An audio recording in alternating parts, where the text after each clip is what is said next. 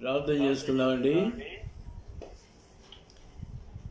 ప్రేమ కలిగిన మా తండ్రి, పరిశుద్ధుడైన మా దేవా, మీ ఘనమైన నామమునికే వందనాలు, స్తుతులు, స్తోత్రాలు చెల్లిస్తున్నాము నాయన.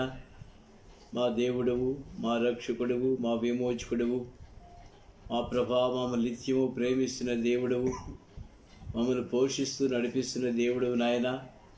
కృపా కనికరము కలిగిన దేవుడవు, జాలి వాత్సల్యత కలిగిన దేవుడు నాయన. మీ పరిశుద్ధమైన నామమునికే వందనాలు, స్తుతులు, స్తోత్రాలు చెల్లిస్తున్నాము.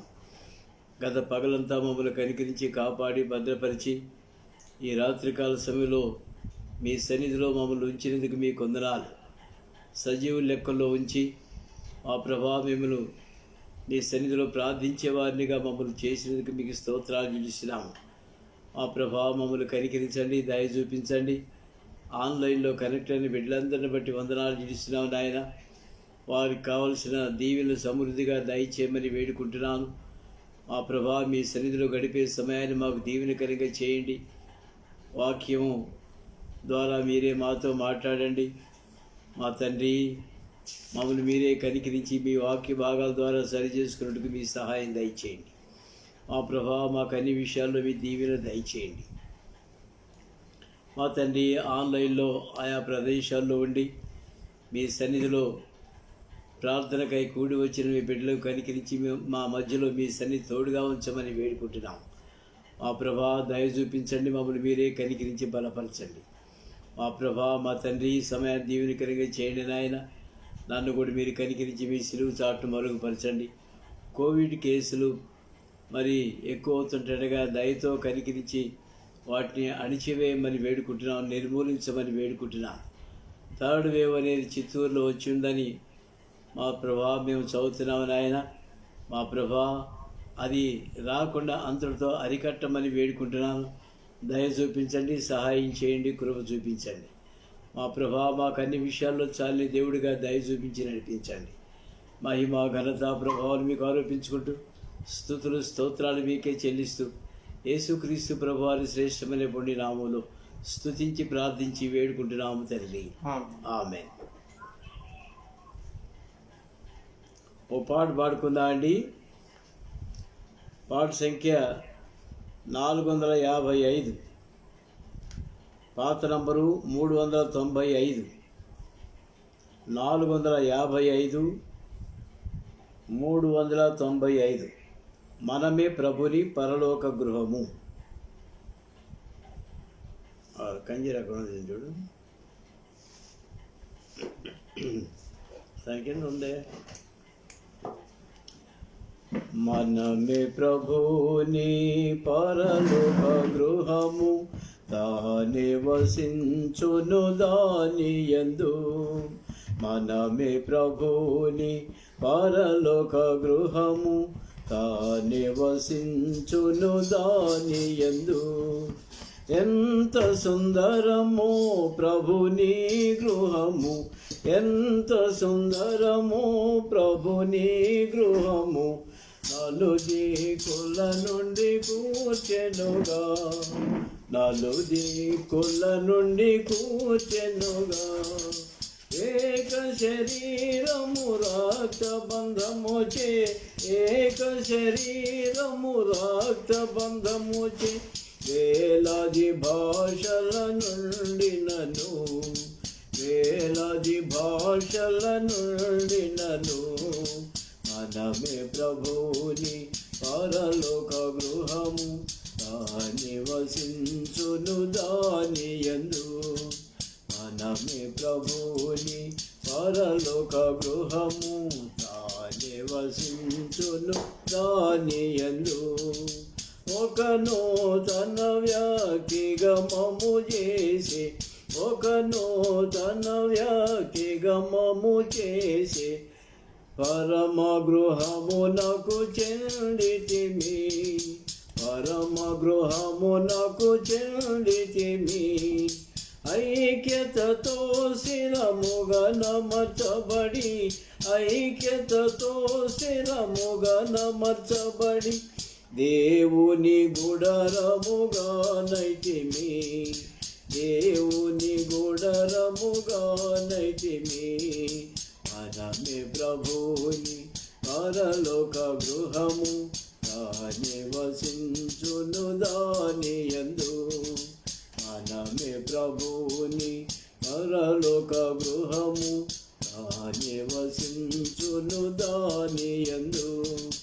నల్లని తెల్లని వారని లేదు, నల్లని తెల్లని వారని లేదు, ధనికులు దరిద్రులనియు లేదు, ధనికులు దరిద్రులనియు లేదు, పామరులని జ్ఞానులనియు లేదు, పామరులని జ్ఞానులనియు లేదు. యేసు ప్రభువే సర్వముగా, యేసు ప్రభువే సర్వముగా. మనమే ప్రభుని పరలోక గృహము, నివసించును దాని యందు. మనమే ప్రభుని పరలోక గృహము, నివసించును దాని యందు. ప్రభుని గృహమున కలహము లేదు, ప్రభుని గృహమున కలహము లేదు, ఈర్ష్య కపట భేదము లేదు, ఈర్ష్య కపట భేదము లేదు. శాంతి ఆనందము నిజ ప్రేమయుండును, శాంతి ఆనందము నిజ ప్రేమయుండును. నేర్పుతో నడుపును మన ప్రభువే, నేర్పుతో నడుపును మన ప్రభువే. మనమే ప్రభుని పరలోక గృహము, నివసించును దాని యందు. చివరి వచనండి. ప్రియుని దినము సమీపించుచున్నది, ప్రియుని దినము సమీపించుచున్నది, చేపెను మేల్కొనియుండుమని, చేపెను మేల్కొనియుండుమని. విశ్వాసయోగ్యులముగా జీవించి, విశ్వాసయోగ్యులముగా జీవించి, ఓరిమితో వెచియుండెదము, ఓరిమితో వెచియుండెదము. మనమే ప్రభుని పరలోక గృహము, నివసించును దాని యందు. మనమే ప్రభుని పరలోక గృహము, నివసించును దాని యందు.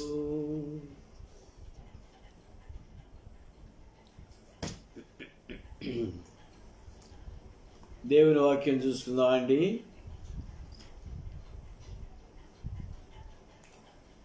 న్యాయాధిపతుల గ్రంథము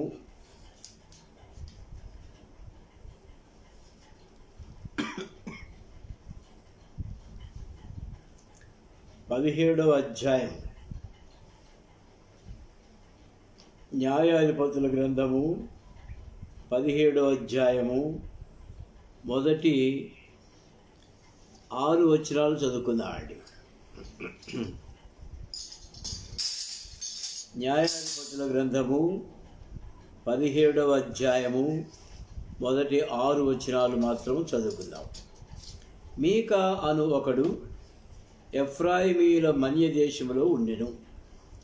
అతడు తన తల్లిని చూచి, నీ యొద్ద నుండి తీసుకొనిన రూకలు అనగా నీవు ప్రమాణం చేసి నా వినికిడిలో మాట్లాడిన ఆ 1,100 వెండి రూకలు నా యొద్ద ఉన్నవి. ఇదిగో నేను వాటిని తీసుకొంటిని అని ఆమెతో చెప్పగా, అతని తల్లి, నా కుమారుడు యెహోవా చేత ఆశీర్వదించబడునుగాక అనెను. అతడు ఆ 1,100 రూకలను తన తల్లికి మరలా ఇయ్యగా, ఆమె పోత విగ్రహము చేయించుటకై నా కుమారుని చేత తీసుకున్న ఈ రూకలను నేను యెహోవాకు ప్రతిష్ఠించుచున్నాను, నీకు మరలా ఇచ్చేదను అనెను. అతడు ఆ రూకలను తన తల్లికి ఇయ్యగా, ఆమె వాటిలో 200 తులములు పట్టుకొని కంసాలి వారికి అప్పగించెను. అతడు వాటితో చెక్కబడిన ప్రతిమ స్వరూపమైన పోత విగ్రహమును చేయగా అది మీకా ఇంట ఉంచబడెను. మీకా అను ఆ మనుషుడికి దేవమందిరం ఒకటి ఉండెను. మరియు అతడు ఏఫోదును గృహదేవతలను చేయించి తన కుమారులో ఒకరిని ప్రతిష్ఠించగా ఇతడు అతనికి యాజకుడాయను. ఆ దినములలో ఇశ్రాయేలుకు రాజు లేడు, ప్రతివాడును తన తన ఇష్టానుసారముగా ప్రవర్తించుచూ వచ్చెను. చిన్న ప్రార్థన చేసుకుందామండి. ప్రేమ కలిగిన మా తండ్రి, పరిశుద్ధుడైన మా దేవా, మీ పాద సన్నిధిలో మరోసారి మొరపెట్టుకుంటున్నావు నాయన. మీరిచ్చిన లేఖన భాగాలు బట్టి వందనాలు. ధ్యానించుటకు మీ సహాయం దయచేయండి. మా సొంత జ్ఞానమును కొట్టివేయండి. వాక్యము చెప్పుట్లోనూ వాక్యం వినుటలోనూ మీ సన్నిధి, మీ జ్ఞానం మాకు దయచేయమని వేడుకుంటున్నాం.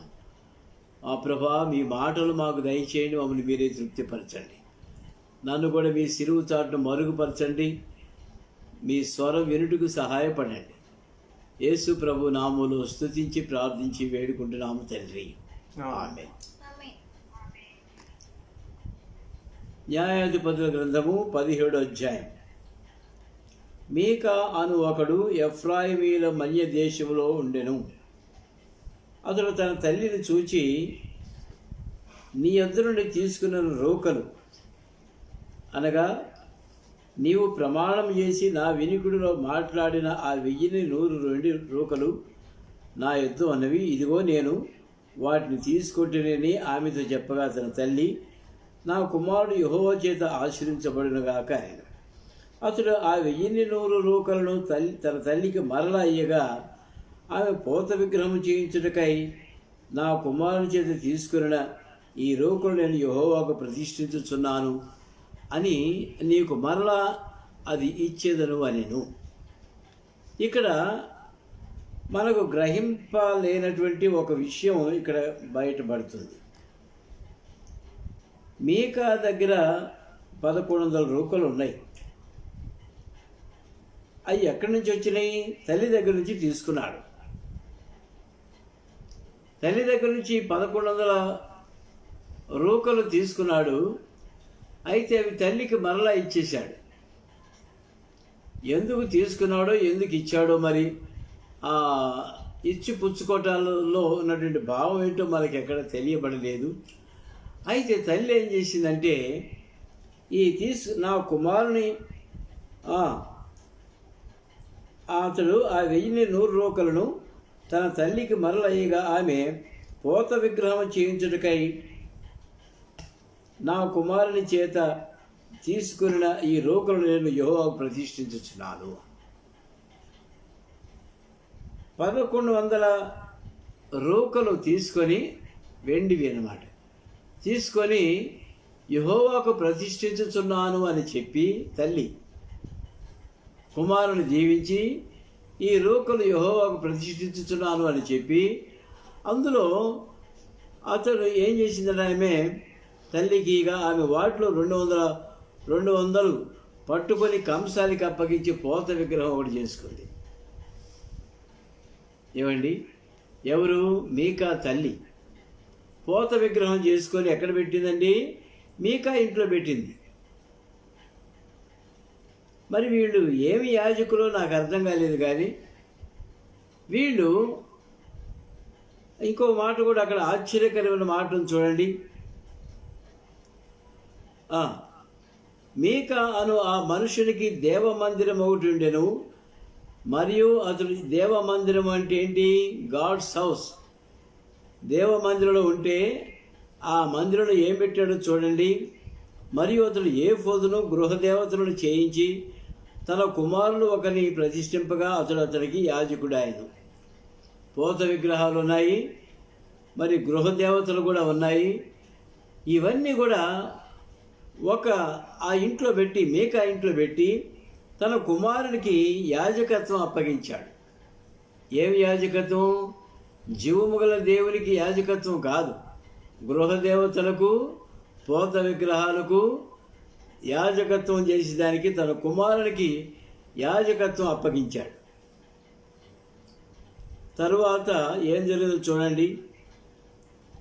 ఇక్కడ పోత విగ్రహాలు మీకా అనేది అతను ఎవరు? ఎఫ్రాయిమీల మన్య దేశం నుంచి వచ్చినటువంటి వాడు, అనగా విమోచించబడిన ప్రజల నుంచి వచ్చినటువంటి వాడు.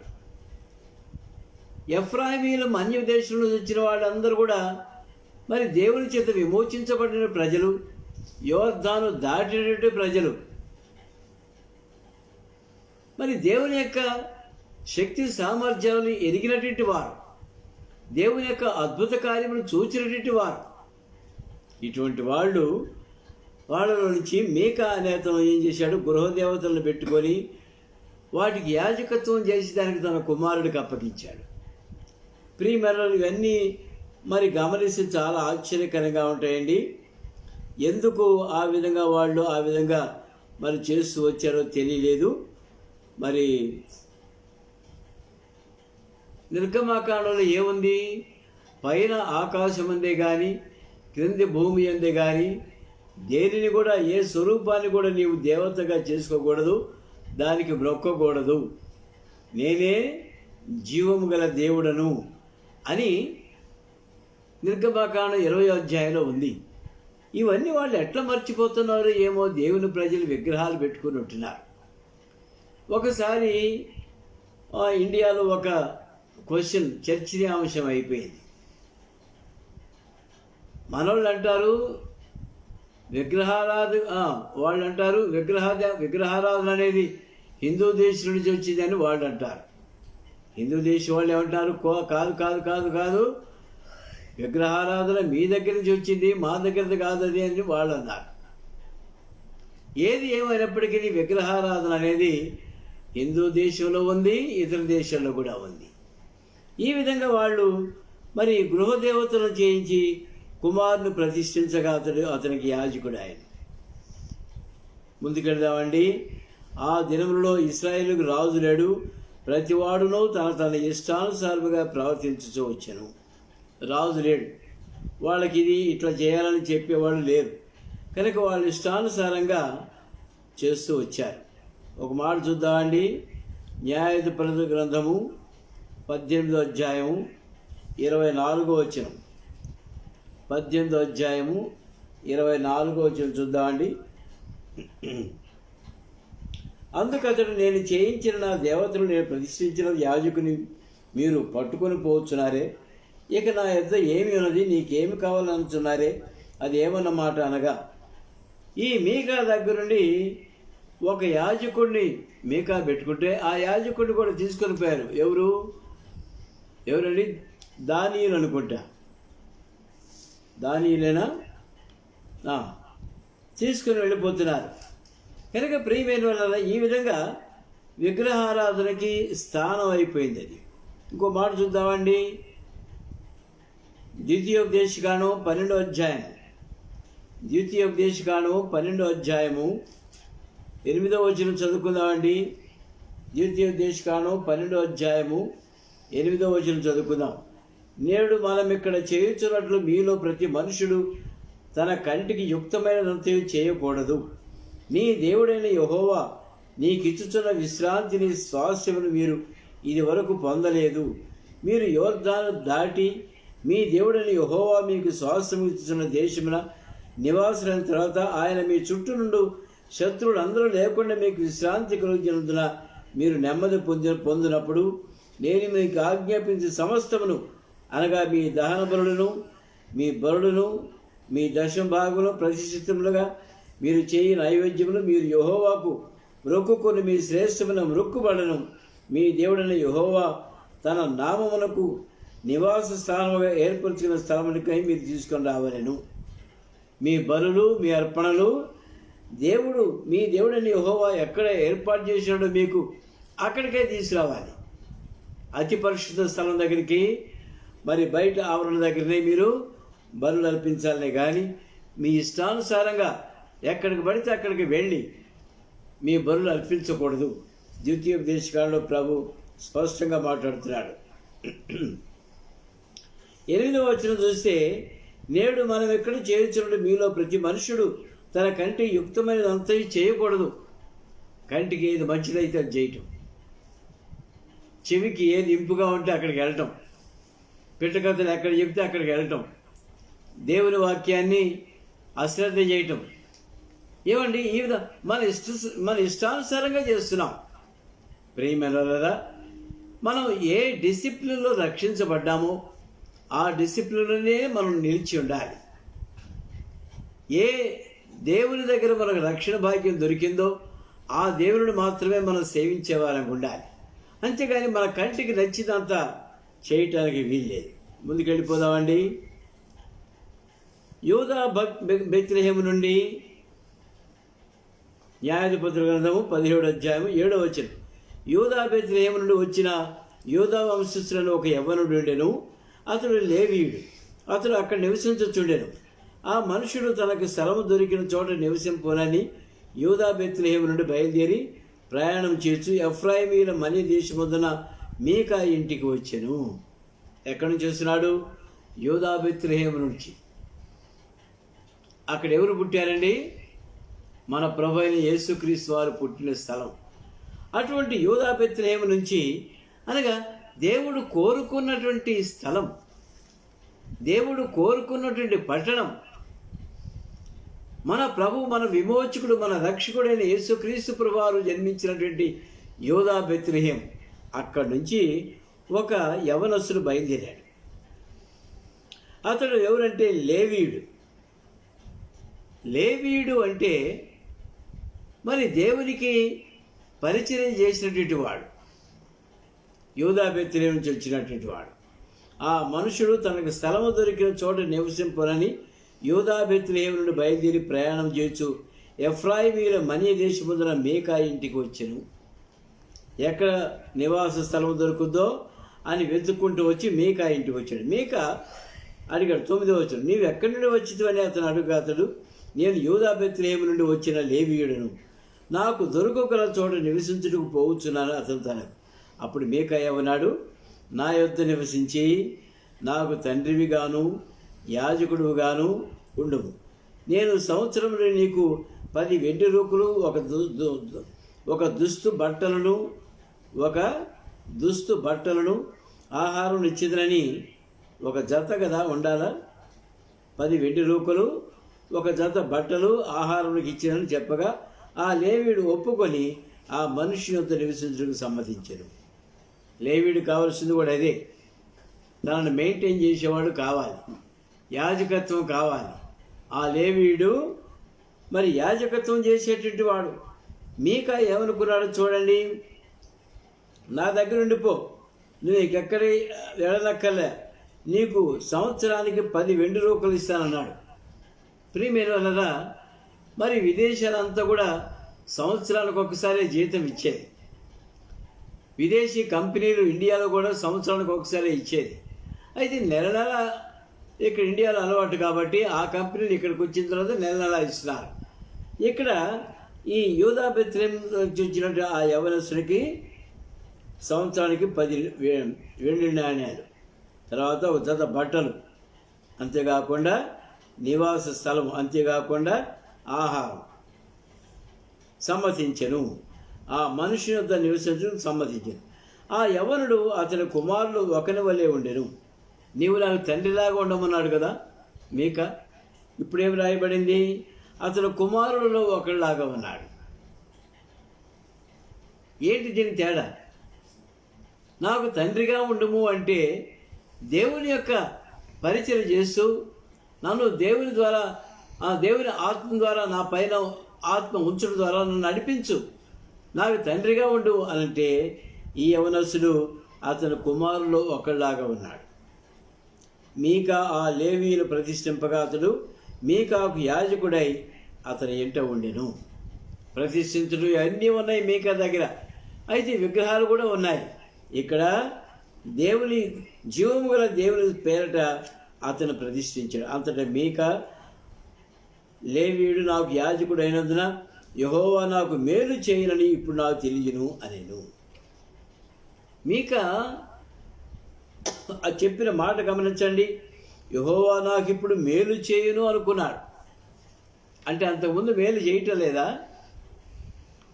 ఎట్లా చేస్తాడు దేవుడు?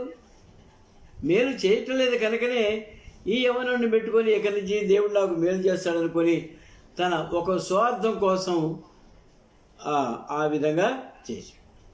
ప్రియమైన వాళ్ళరా, ఈ మీకా సంగతి చూసే మనుషుల చేత ఏర్పరచబడినటువంటి వాడు యాజకుడు, మనుషుల చేత నియమింపబడినటువంటి వాడు మీకా యాజకుడిగా ఉన్నాడు. ఈ మీకా ఏం చేస్తున్నాడు? గృహదేవతలను, చెక్కుడు విగ్రహాలను, పోత విగ్రహాలను పెట్టుకొని విగ్రహాలతో కూడినటువంటి ఒక మందిరం కలిగి ఉంటున్నాడు. దానికి కూడా ఏఫోదును ధరించి కుమారుడికి యాజకత్వం జరిగించాడు. ఒకవైపున విగ్రహాలకి ఆరాధన, ఇంకొక వైపున జీవం గల దేవుని నామం పేరిట ఆరాధన. ప్రియమైన వల్ల ఇక్కడ మనం గమనించినట్లయితే విచిత్రమైన సంఘటన జరుగుతుంది. దేవుని నామానికి దూషణకరంగా జీవించటం అనే దానికి ఇది ఒక చక్కటి నిదర్శనం కదండి. జీవము గల దేవుని సేవించినప్పుడు విగ్రహాలతో ఏం పొందకండి. దీన్నే అపోస్టసీ అంటారు. దేవుని నామానికి దూషణకరంగా జీవించడం అనేది అపోస్టసీ. తర్వాత ఏమంటారు? ఇంకో మాట ఏమంటారండి? విగ్రహారాధన చేస్తూ దేవుని సేవ చేసేవాడు ద్విమనస్కులు. ఇటువంటి వారు దేవుని సన్నిధిలో పరిచర్య చేస్తున్నారు. మనం గమనించాల్సిందని ఇక్కడ మీకా కూడా దేవుని సన్నిధికి లేవీయుల పద్ధతిలో ఉన్న దేవుని ఆరాధన పరిచర్య పూర్తిగా విభిన్నంగా నడుచుకుంటున్నాడు. ఎందుకంటే ప్రజల చేత ఏర్పరచబడ్డవాడు కదా, దేవుని చేత ఏర్పరచబడిన యాజకుడైతే మరి లేవీ క్రమంలోనే ఉండేవాడు. ఇతడు ఎఫ్రాయిము గోత్రంలో ఉండి కూడా ఆ విధంగా అపోస్తలులో ఉన్నాడు. తర్వాత తన తల్లి కూడా విగ్రహం చేసి ఆ ఇంట్లోనే పెట్టింది. ఏమనండి, అది గాడ్స్ హౌస్ అంది, దేవతల ఇల్లు, గృహదేవతలు చేయించి దేవమందిరం ఒకటి కట్టుకున్నాడు. దానికి ఏ పేరు పెట్టాడు? దేవమందిరం పేరు పెట్టాడు. గృహదేవతలు విగ్రహాలు, చెక్కుడు విగ్రహాలు అందులో పెట్టుకున్నాడు. ప్రియమైన వాళ్ళరా, ఈ సందర్భంలో మనం ధ్యానించవలసింది కొంత ఖచ్చితంగా ఉంది. మరి సంసోను జీవితం చూస్తే దేవునికి నాజీరు చేయబడ్డప్పటికీ ఈ లోకంలో ఉన్నటువంటి ప్రతి విధమైన శరీర కార్యాలు చేస్తూ వచ్చాడు. ఇది కూడా అపోస్టసీ. జీవము గల దేవుని సేవించడానికి బదులు అతను కూడా మరి రకరకాల ఫ్లెష్ యాపిటైట్స్లో దిగిపోయాడు. ఈ శరీర ఆశలకు, శరీర దాహానికి అతడు లొంగిపోయి దేవునికి దూరం అయిపోయాడు. అదేవిధంగా ఈ మీకా కూడా ఉన్నాడు. ఏమండి, ఇతడు మ్యాన్ మేడ్ ప్రీస్ట్, అంటే మనుషులు ఎన్నుకున్నటువంటి వాడు. ఏది? మనుషులు దేనికి ఎన్నుకున్నారు మీకాను? డివైన్ ఆర్డర్లో ప్రజలను నడిపించాలి అని మీకాను ప్రజలు ఎన్నుకున్నారు. అయితే మీకా ఏం చేశాడు? గృహదేవతలను పెట్టుకొని దేవమందిరం ఒకటి పెట్టుకొని వాటికి యాజకత్వం చేస్తున్నాడు. మరి జీవం గల దేవునికి కూడా యాజకత్వం చేశాను.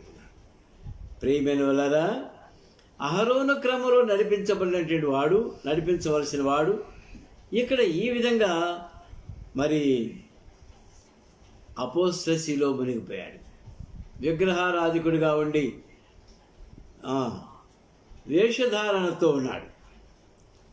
మరి ఇటువంటి పరిస్థితుల్లో ఇంకా ఎవరన్నా ఉన్నారా అంటే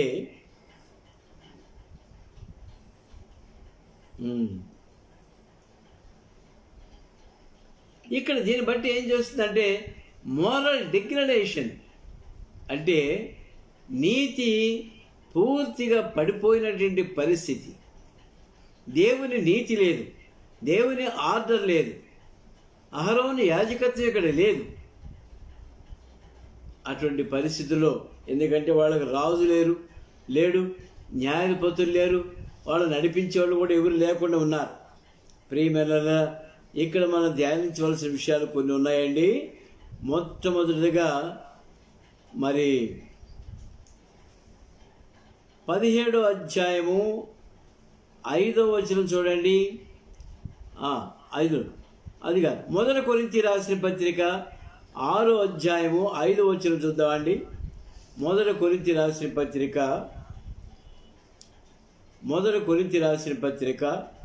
6వ అధ్యాయము 1 కొరింథీ 6వ అధ్యాయము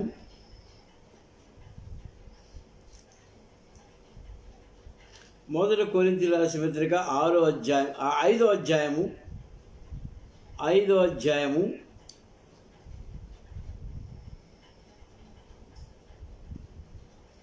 6వ వచనం చదువుకుందామండి. మీరు అతిశయపడుట మంచిది కాదు. పులిసిన పిండి కొంచెమైనను ముద్దంతయు పులియనని మీరు ఎరుగరా? మీరు పులిపిండి లేనివారు కనుక క్రొత్త ముద్ద అవుటకై ఆ పాతదైన పులిపిండిని తీసి పారవేయుడి. అంతేకాక క్రీస్తు అను మన పస్కా పశు వధింపబడిన కనుక పాతదైన పులిపిండితోనైనను దుర్మార్గతయు దుష్టత్వమును అను పులిపిండితో కాకుండా నిష్కాపట్యమును సత్యమును అను పులియని రొట్టెతో పండుగ ఆచరించము. ప్రియమైన వలన పులిపిండి అంటే ఇదే. పాత పురుషుడు ఉంటూనే ఉంటాడు, మనలో నూతన పురుషుడిగా మనం యాక్ట్ చేస్తాం. ఇదే వేషధారణ. మనం దేవుని కొరకై క్రొత్త ముద్ద అవ్వాలని చెప్పేసి దేవుడు అంటుంటే ఆ పులిపిండిని ఇంకా పెట్టుకుంటుంటున్నాం. మనం పులిపిండిని తీసి పారవేయాలంటుంటే ఆ పులిపిండిని మనలో ఉంచుకుంటూనే ఉంటున్నాం, దాన్ని తీసి వేసుకోలేకపోతున్నాం. ప్రియమైన పులిపిండి అంటే దేవునికి ఆయాసకరమైన ప్రతి విధమైన మార్గము అది పులిపిండే. దేవునికి ఇష్టం లేని ఏ కార్యమైనా అది పులిపిండే. ఏమంటున్నాడండి? నిష్కాపట్యమును పులిపిండితోనైన దుర్మార్గతయు దుష్టత్వమును పులిపిండితోనైనను కాకుండా నిష్కాపట్యంగా మనం ఉండాలి. కనుక ప్రియమైన మనలో ఉన్నటువంటి ఆ దుష్టత్వం మానుకోవాలి, ఆ దుర్మార్గత మానుకోవాలి. అదే పులిపిండి. ఎవరి ద్వారానైనా మనకు నష్టం కలిగింది అనుకుంటే మరి ప్రభు ఏమంటున్నాడు? క్షమించమంటున్నాడే కానీ విరోధం పెట్టుకోమని ఎప్పుడు చెప్పలేదు. ప్రియమైన ప్రభు దృష్టికి మనం అంగీకారంగా ఉండేటట్టుగా ప్రేమతో మనం నడుచుకోవాలి. ఇంకో మాట చూద్దామండి. 2 కొరింథీ రాసిన పత్రిక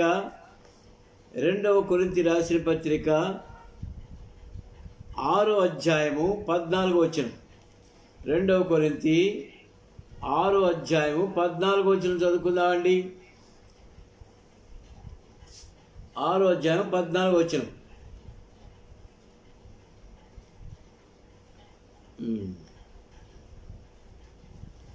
2 కొరింథీ రాసిన పత్రిక 6వ అధ్యాయము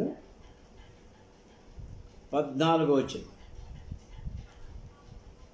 14 నుంచి చదువుకుందాం అనుకున్నాను కానీ 18వ వచనం చదువుకుందామండి. జారత్వమునకు దూరముగా పారిపోవడి. మనుషుడు చేయు ప్రతి పాపమును దేహమునకు వెలుపల ఉన్నది కానీ జారత్వము చేయవాడు తన సొంత శరీరమునకు హానికరముగా పాపము చేయుచున్నాడు. మీ దేహము దేవుని వలన మీకు అనుగ్రహింపబడి మీలో ఉన్న పరిశుద్ధాత్మక ఆలయమై ఉన్నదని మీరు ఎరుగరా? మీరు మీ సొత్తు కారు, విలువ పెట్టి కొనబడిన వారు కనుక మీ దేహంతో దేవుని మహిమపరచుడి అంటున్నాడు. ప్రియమైన వలన మన దేహము దేవునికి ఆలయంగా ఉంది, జీవము గల దేవునికి ఆలయంగా ఉంది. మీకు ఆ ఇంట్లో జీవము గల దేవునికి ఆలయంగా ఉంది, విగ్రహాలు కూడా ఉన్నాయి. ఎంత దౌర్భాగ్యమైన పరిస్థితి అండి. ప్రియమైన వలన మన హృదయంలో కూడా అటువంటివి ఏమైనా ఉన్నాయేమో మనం పరీక్షించుకోవాలి. అటువంటి ఏమైనా ఉంటే పరీక్షించుకొని తీసి పారవేయాలి. ఇంకో మాట చూద్దామండి. 1 కొరింథీ రాసిన పత్రిక 3వ అధ్యాయం. 1 కొరింథీ రాసిన పత్రిక 3వ అధ్యాయము. 1 కొరింథీ 3వ అధ్యాయము 11వ వచనం చదువుకుందామండి. 11 నుండి వేయబడిన తప్ప మరి ఒక పునాది ఎవడన్నా వేయనేరడు. ఈ పునాది యేసుక్రీస్తే. ఎవడైనా ఈ పునాది మీద బంగారం, వెండి, వెలగల రాళ్ళు, కర్ర, గడ్డి, కొయ్యకాలు మొదలైన వాటితో కట్టిన వాని పని కనబడును. ఆ దినమున అది తేటపరచను, అది అగ్ని చేత బయలుపరచబడును. మరియు వారి క్రియ ఎట్టిదో, వారి పని ఎట్టిదో దాన్ని అగ్నియే పరీక్షించును. ప్రియమైన వలన మనం చేస్తున్న సేవ పరిచర్య ఏ విధంగా ఉంటుందో మనం ఎరగాలి. ముందు కర్ర, గడ్డి, కొయ్యకాలు మీద మనం పరిచర్య చేసినట్లయితే రేపు దేవుడు అగ్ని చేత పరీక్షించి వాటిని కాల్చివేస్తాడు. అయితే బంగారము, వెండి, వెలగల రాళ్ళ మీద మనం పునాది వేసినట్లయితే అది అగ్ని చేత పరీక్షించబడ్డప్పుడు ఇంకా అన్నీ తెచ్చుకొని ఇంకా ప్రకాశమానంగా ప్రభు సన్నిధిలో మనం ఉంటాం. ప్రియమైనవారా, ఇటువంటి పరిచర్య మనం చేయాలనే కానీ ఇంకొక మాట ఉందండి. 2వ కొరింథీ రాసిన పత్రికలో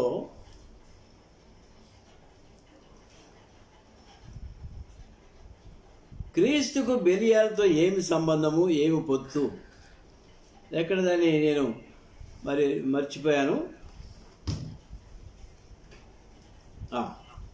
2వ కొరింథీ 6వ అధ్యాయం 14వ వచనం. మీరు అవిశ్వాసంతో జోడుగా ఉండబడి నీతికి దుర్నీతితో ఏమి పొత్తు, క్రీస్తుకు బిర్యాలతో ఏమి సంబంధము, విశ్వాసికి పాలెక్కడిది, దేవుని ఆలయమునకు విగ్రహంతో ఏమి పొందిక, మనము జీవము గల దేవుని ఆలయమై ఉన్నాము. అందుకు దేవుడు ఇలాగ సెలవుచున్నాడు, నేను వారిని నివసించి సంచరించును, నేను వారి దేవుడినయుదును, వారు నా ప్రజల యందురు, కావున మీరు వారి మధ్య నుండి బయలువెడలి ప్రత్యేకముగా ఉండుడి. కావున మీరు వారి మధ్య నుంచి బయలువెడలి ప్రత్యేకముగా ఉండుడి. మాట అంటనే చేసుకోవాలని కోరుతున్నాను నేను. కనుక ప్రియమైన ప్రభు మనకు ఒక ప్రత్యేకమైన జీవితం ఇచ్చుంటుండగా ప్రభు కొరకై నమ్మకంగా మనం సేవ చేస్తూ ఆయన ఆరాధించే ప్రజలుగా మనం ఉండాలి. ప్రభు తన లేఖన భాగాలు దీవించగా మీకవలే మన విగ్రహాలు అన్నింటినీ పెట్టుకొని ఆరాధించడం, ప్రభు సన్నిధిలో బల తీసుకోవటం, మళ్ళీ అవతలకి వెళ్ళి దయ్యముల బలలో పాలు పొందటం, ఇవన్నీ మనం మర్చిపోయి క్రీస్తుకు నమ్మకంగా ఉండేదానికి ప్రయత్నం చేద్దాం. ప్రార్థనలో ప్రవేశిస్తామండి.